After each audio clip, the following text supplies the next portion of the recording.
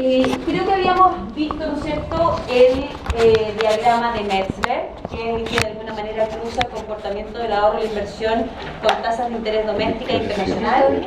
Y ahora, básicamente, y que eso es lo que se había hablado, o sea, que había un nivel de tasa de interés autárquica del país extranjero que demuestra un equilibrio de afuera, y que esta se iba a comparar de alguna manera con la tasa autárquica de equilibrio doméstico, y que estas tasas no tienen por qué ser iguales. De hecho, en la mayoría de los casos son re distintas entre sí. O sea, si uno compara volúmenes de tasa, por ejemplo, a nivel latinoamericano, que uno podría decir más o menos sobre una misma región, nos comportamos igual, tenemos ciertos cánones, códigos similares, tenemos acuerdos de libre comercio que nos relaciona, tenemos una serie de cosas que nos facilitan. Si uno ve las tasas, por ejemplo, de nuestros vecinos cercanos, las tasas más baratas hoy día son las de nosotros. Argentina tiene una tasa de loco, Brasil también tiene una tasa súper alta, Perú tiene una estructura de mercado financiero mucho más chiquitito que el de nosotros, aunque se está abriendo cada vez más, pero tiene una tasa superior de nosotros. Bolivia tiene un mercado financiero casi inexistente, por lo tanto tiene otra estructura de costos de la industria. O sea, uno tiene que esperar que las tasas no sean parecidas.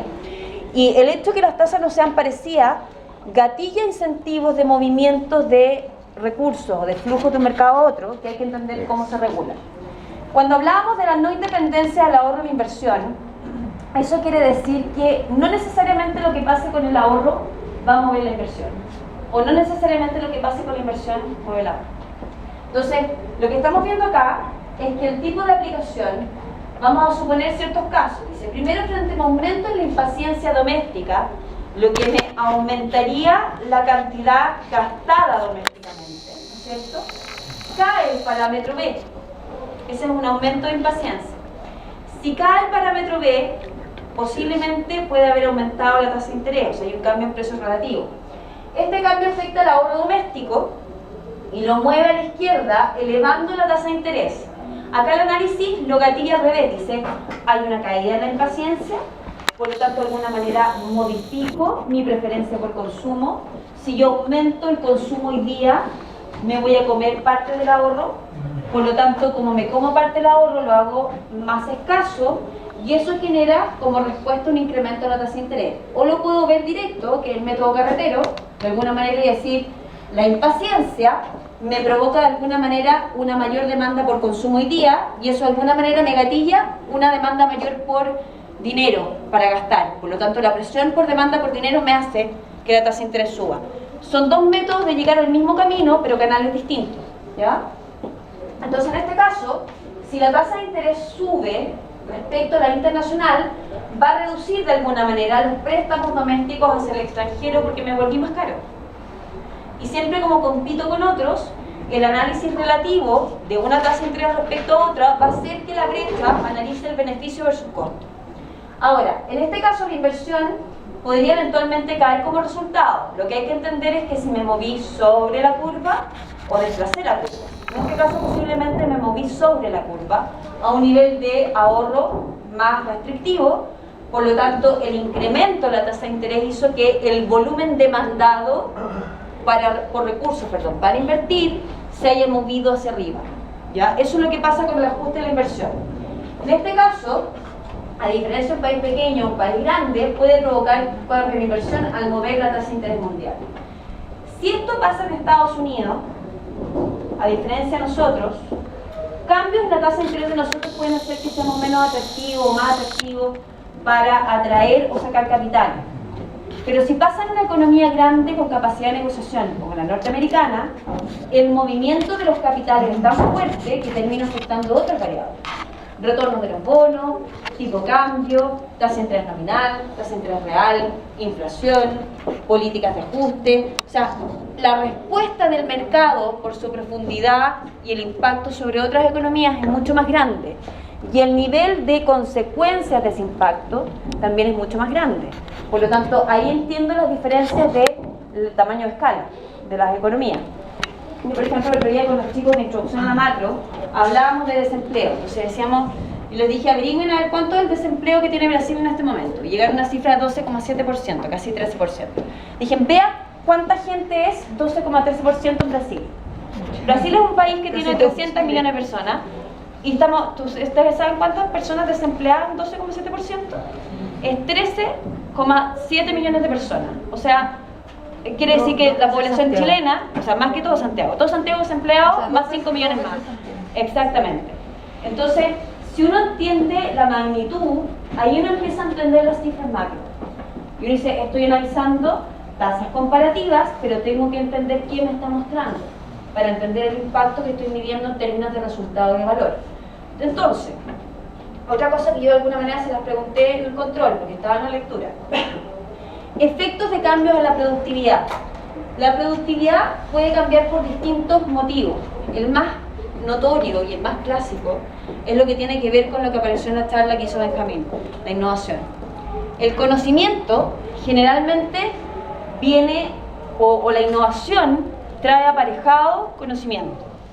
Y el conocimiento generalmente permite resolver cosas de manera diferente, que mejoran la respuesta. Normalmente, a no ser que alguien utilice mal, ¿no es cierto?, el conocimiento adquirido. Si esto se manifiesta en capacidad productiva real, si yo lo puedo medir como productividad.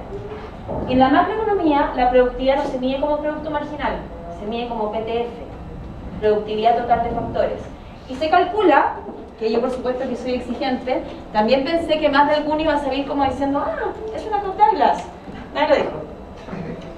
La función de producción que mostró este chico, ¿no es cierto?, decía factor coeficiente técnico A por K elevado a alfa por elevado a 1 menos beta, que básicamente lo que dice esto es que si yo linealizo, ¿no es cierto?, a este tipo de función y la mido como logaritmo natural, voy a calcular la variación del producto, ¿no es cierto?, es igual al logaritmo natural de un coeficiente fijo que es 0, cuando lo convierto, anulo el efecto de la variación, pero lo puedo medir si es que este varía, ¿cierto?, más alfa por logaritmo natural de K, más, le puse 1 menos beta,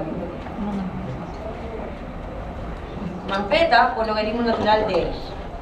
Entonces yo linealizo la función del aporte para medir variación en términos de el cambio en los factores para medir el impacto sobre el producto, y cuando linealizo puedo sacar el efecto marginal.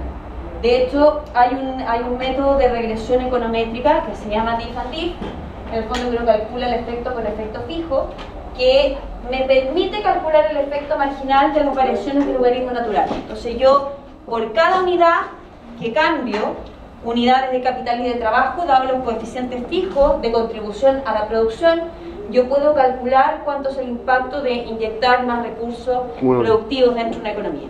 El efecto marginal siempre te va a medir el efecto unitario que tú lo extrapolas al volumen de la población. Entonces, por ejemplo, yo digo, entraron migrantes, entraron 800.000 personas, y si yo sé el impacto promedio que me entrega una persona que se meta a la fuerza de trabajo, yo puedo proyectar el impacto por estas 800.000 personas que ingresaron a la fuerza de trabajo, por ejemplo. ¿Ya? Eso es lo que hace la medición de productividad de la PTF. Entonces, cambios en la productividad, ¿dónde los puedo medir en el modelo de consumo intertemporal? En las curvas de ahorro. ¿Por qué? Porque cuando hay un cambio en productividad, hay un efecto en producto, en I.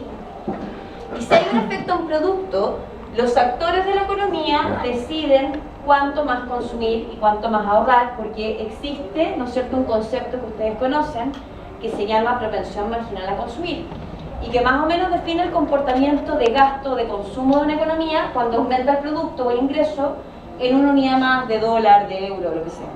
Entonces yo sé que si por productividad generé aumento en I, de ese I, la propensión marginal a consumir, que por ejemplo supongamos que es un 0,7, me va a reflejar cuánto de ese incremento en I se va a ir directamente a consumo y cuánto se mueve hacia ahorro, ¿ya? Por defecto. Entonces esto va a afectar el cambio, ¿no es cierto?, en las curvas SS y SS', o asterisco, que es el país extranjero, porque afectan la producción, ¿ya? Los planes de inversión también cambian frente a cambios de futuros en la productividad a una tasa de interés constante. Hay un cambio en la curva de inversión por un aumento en A.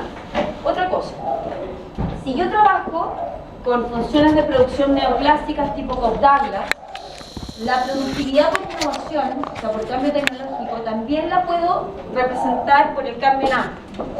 Entonces yo puedo decir, antiguamente estaba con una tecnología mucho más básica, innové, modifiqué la tecnología y el coeficiente tecnológico me varió. Por lo tanto, si todo lo demás está constante y no tengo variaciones en capital ni en trabajo, el coeficiente técnico me inyectó recursos y me aumentó la productividad. Y lo puedo medir también. Si eso pasa, el efecto es súper parecido, vuelve a tener efecto en producto. Y el efecto en producto se manifiesta, por una parte, ¿no es cierto?, en el ahorro, pero también, dado el modelo como está definido, mayor ingreso o producto, se puede transformar en mayor inversión. ¿Por qué? Porque hay un proceso productivo y una función de producción que agarra CI y lo transforma en inversión y me entrega producto marginal, que es lo que está equiparado respecto del costo del retorno de transformar ese recurso en inversión. Entonces, cuando hago esto, yo digo, ok, quiero entender el impacto que me produce el cambio tecnológico respecto de la inversión y derivo la expresión. Si la función de producción se comporta como una función neoclásica, por ejemplo la Cobb-Douglas, que es la que más se utiliza, mírala, que es la que más se usa, normalmente el resultado de ese rendimiento tiene que ser positivo, a no ser que yo me haya comido las holguras de la economía. Se los pongo en este contexto. Cada economía tiene una capacidad instalada en base a su superficie útil, cantidad de gente formada que trabaje, cantidad de capital, tecnología utilizada, lo que nos define es nuestra capacidad. Si nosotros trabajamos mucho tiempo a plena capacidad, que es súper imposible que pase, pero podría eventualmente pasar, nos vamos a comer todas las holguras.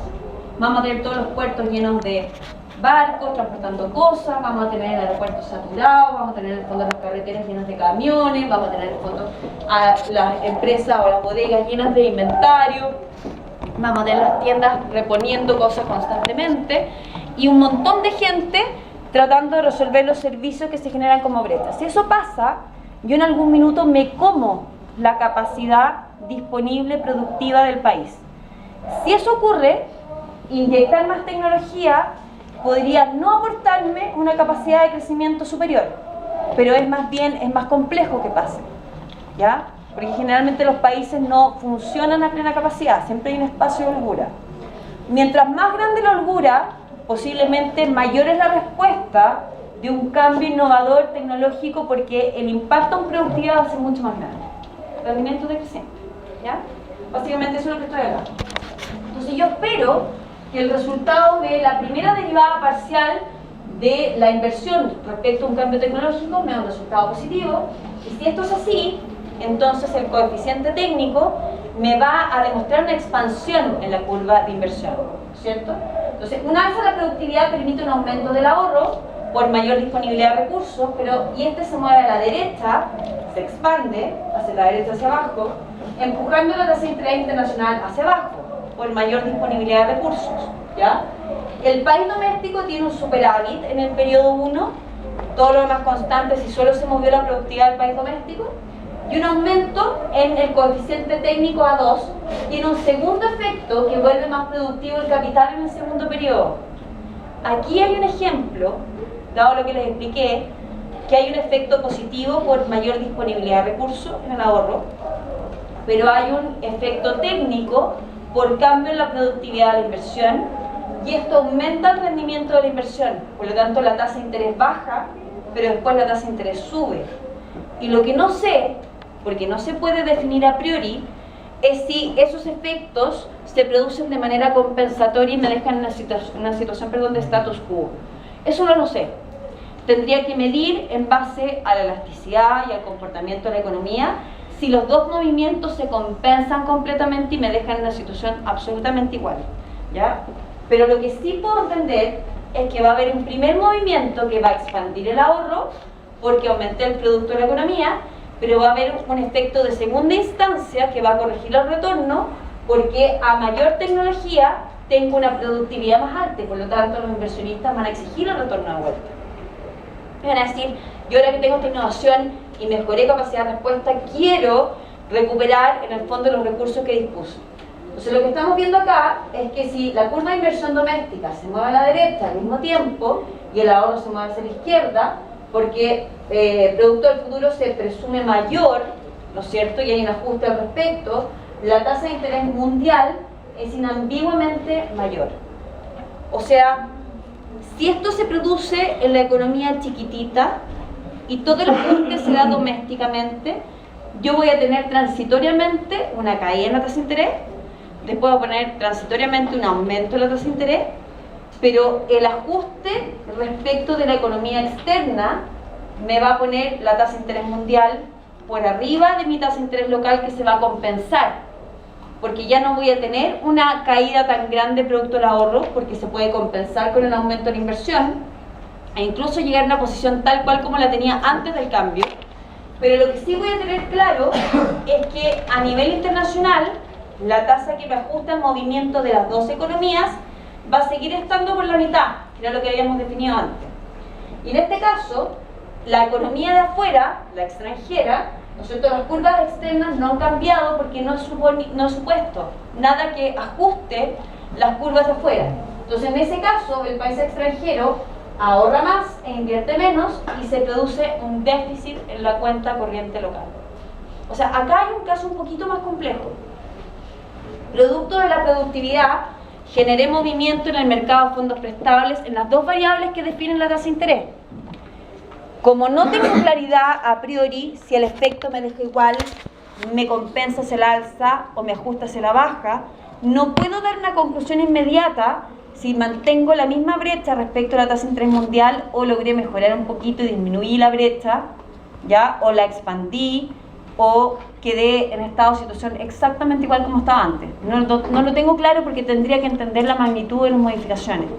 Pero lo que sí puedo identificar es el movimiento de las funciones, que es lo que estamos aplicando, y es que en el grafiquito de la izquierda está el equilibrio doméstico, que se mueve, ¿no es cierto?, con un nivel de ahorro que inicialmente podríamos poner, ¿no es cierto?, estaba la curva de ahorro inicial con la curva, ¿cómo se llama?, de inversión del punto partida, que primero hay un impacto respecto a la expansión, ¿no es cierto?, de la curva de ahorro, perdón, en este caso, al revés, ahí.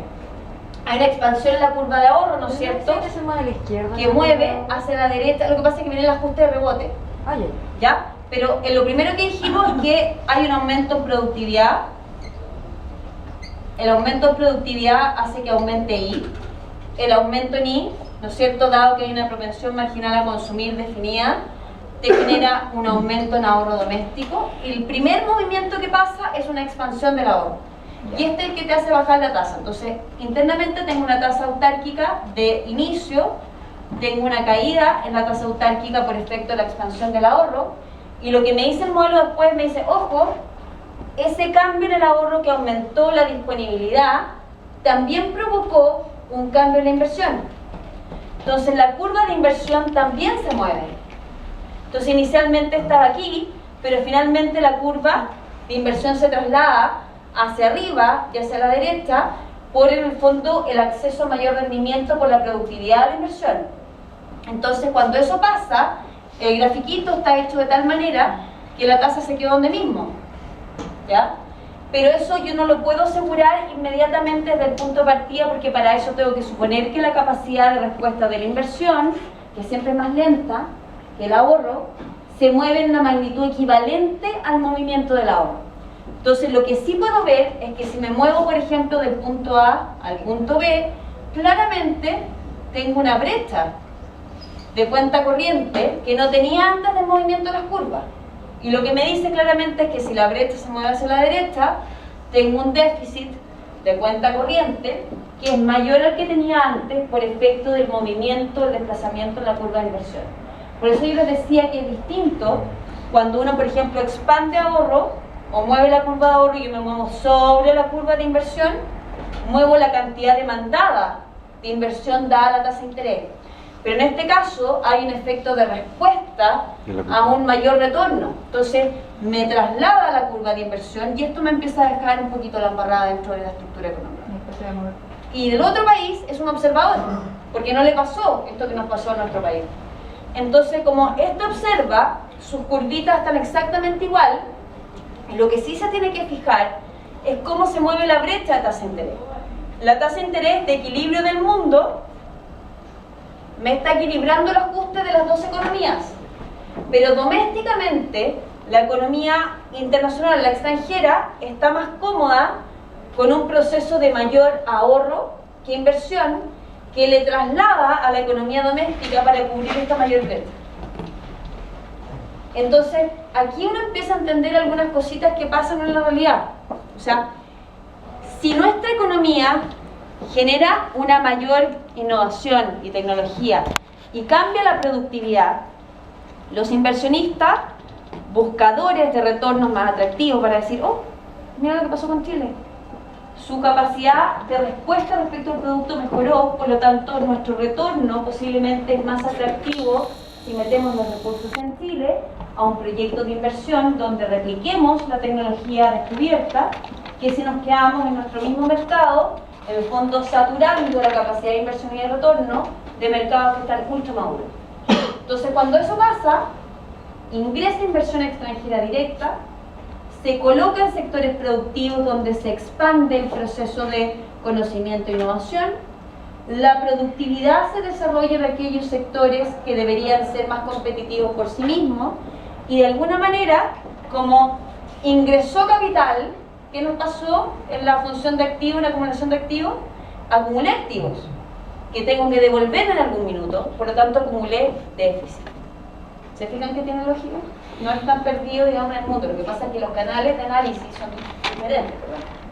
No es lo mismo evaluar movimientos de variables nominales que movimientos de variables reales. La productividad me afecta variables reales. Sí, Patricia. Acumulando activos no acumulando déficit. Porque los tienes que devolver, es un préstamo. Cuando tú acumulas activos, cuando entra inversión extranjera directa, En teoría, ¿no? En algún minuto del camino el inversionista extranjero va a pedir su retorno. Lo que pasa es que no te lo va a pedir de una vez así, ya te lo pasé, devuélvamelo al tiro. No te lo va a pedir así. Pero en el tiempo, el inversionista va a decir, bueno, yo metí mi plata acá, quiero rentabilidad, devuélvame dividendos, retiro utilidades, utilizo la matriz para hacer gestión financiera, que es lo que vemos en finanzas corporativas, y cruzan estas cosas. Entonces, el inversionista te va a exigir otra vez que tú le devuelvas. Entonces, en la balanza de pago, en el ajuste del registro económico, tú registras ese ingreso como un pasivo, no como un activo, en la cuenta financiera. En la cuenta de transacciones lo ingresas como un activo, pero en la financiera lo tienes al debe. Entonces tú sabes que en algún minuto del circunvirúmbico este inversionista te va a decir, ok, quiero hacer la ganancia de lo que invertí. Y cuando eso pasa, se me generan el desbalance de las hojas de balance de las economías. Ahora, normalmente los inversionistas nunca van a exigir el retorno completo si el retorno sigue siendo atractivo, digamos, no lo van a sacar completamente. Pero en ciertos episodios, cuando retiran capital o cuando en el fondo rescatan inversiones, puede haber un desbalance que termine influyendo, cuando son grandes inversionistas, en tipo cambio, en tasa de interés, en rentabilidad, etc. Pero una pregunta es que ya estoy generando más productividad, por ende está dando más dólares. Sí. Entonces no sé por qué no estoy generando como un desbalance. O sea, en el fondo yo estoy generando mucho más, el inversionista no va a tener que sacar todo de uno. O sea, en el fondo como que no entiendo. No lo saca todo de una, pero acuérdate que el inversionista, ponte tú, no sé, vienen fondos australianos a invertir en minería. La matriz está en Australia. Cuando inyecte la plata para invertir acá, la tiene que ingresar a través de un SWIFT, tiene que hacer una sociedad comercial, tiene que definir el patrimonio, así yo llegué con no sé cuántos millones de dólares australianos, los voy a inyectar a la economía chilena, voy a ver el tipo de cambio, las condiciones, cuáles son las condiciones de la inversión, mira, voy a retirar el capital, no sé, después de 5 años del proceso de rentabilidad, voy a hacer todo un proyecto, voy a contratar gente, voy a hacer un proyecto productivo, voy a comprar máquinas, voy a instalar aquí, oficina en Manhattan, me instalo, ¿ya? El punto es que en algún minuto ese proceso productivo va a entregar resultados anuales. positivos, negativos, que van a acumularse a la rentabilidad de la inversión. El sistema de cuentas nacionales registra esos movimientos. ¿Cómo lo registra? Cuando llegó la plata, como inversión extranjera directa, si tú lo metes como una compra de servicios, en el fondo es como si hubieras exportado un bien. ¿Qué exporté? Posibilidad de generar rendimiento en una inversión, exportación. Financieramente lo acumulo como un pasivo porque en el fondo me ingresó esta plata que en algún minuto en dólares australianos, que los va a almacenar el Banco Central y que los va a convertir en pesos chilenos, que en algún minuto los va a mover el Banco Central, no los deja guardados como debajo del colchón. Están registrados y tienen movimiento. Entonces el capital, si está valorizado por ejemplo en dólar australiano, y el dólar australiano después se mueve en términos nominales, te va a ajustar el valor del capital. Esa es una. Y te mueve el valor del activo y del pasivo dependiendo cómo lo estés registrando en la balanza de pago. Pero lo segundo es que en algún minuto el inversionista va a decir, oye, necesito una recapitalización para mi inversión que tengo en Australia. ¿Dónde tengo recursos acumulados? Ah, en la filial en Chile. Sácalo y mándamelo para acá porque tengo que recapitalizar mi inversión en Sydney. Entonces, va a ser el mandato, tiene que hacer el SWIFT de salida, la empresa en el fondo registra el pago como utilidad retirada o dividendo, lo que sea, en la condición que sea, y hay una salida de utilidad en pesos chilenos que tiene que convertirse a dólar australiano al tipo cambio del momento, asumiendo la pérdida o la ganancia, y esta plata sale de Chile y se va a su dueño. Entonces en este caso hubo un periodo de registro donde cuando la plata salió, en el fondo hay una compra, una importación de servicio, se devolvió la inversión a su dueño y hay una compensación positiva del pasivo que tenía acumulado financieramente. Una consulta, Sí. porque esas utilidades cuando salen para afuera, igual tienen un impuesto asociado, cuando se reparten dividendos y... Depende, ojo, depende del acuerdo que lo rija. Ah, ya. Si tú tienes un acuerdo de libre, o sea, en estricto rigor, si el núcleo, supongamos que esta inversión tiene un dueño para que sea fácil, y este dueño no tiene su núcleo económico instalado en Chile, no paga impuestos él en Chile. Ah, ya. Entonces, si retira, lo que paga es la empresa, paga impuestos por las utilidades que genere año a año en base a la información y la aplicación de la ley tributaria chilena. Pero cuando el dueño retira la plata, de acuerdo a los acuerdos internacionales que hayan, se le puede cobrar o no cobrar cosas, pero generalmente las leyes internacionales se preocupan de no cobrar impuestos dos veces, porque si en Australia en Australia le van a cobrar impuestos, Chile no le cobra impuestos. Y viceversa. Okay. Si yo tengo la plata en Australia, me la traigo para Chile, y si Chile cobra impuestos, Australia no los cobra. ¿Ya? O sea, generalmente hay un tema de cruces tributarios para que los inversionistas no tengan doble o triple aplicación tributaria en sus inversiones. Entonces porque sigue habiendo déficit porque no aumento los impuestos, no aumento la ganancia del gobierno. Aumenta el impuesto de la utilidad de la empresa. Ya. Pero acuérdense que finanzas corporativas, cuando uno analiza la toma de decisiones de la inversión, finalmente acumulas todos los tipos de impuestos que te generan cambio en las decisiones. Los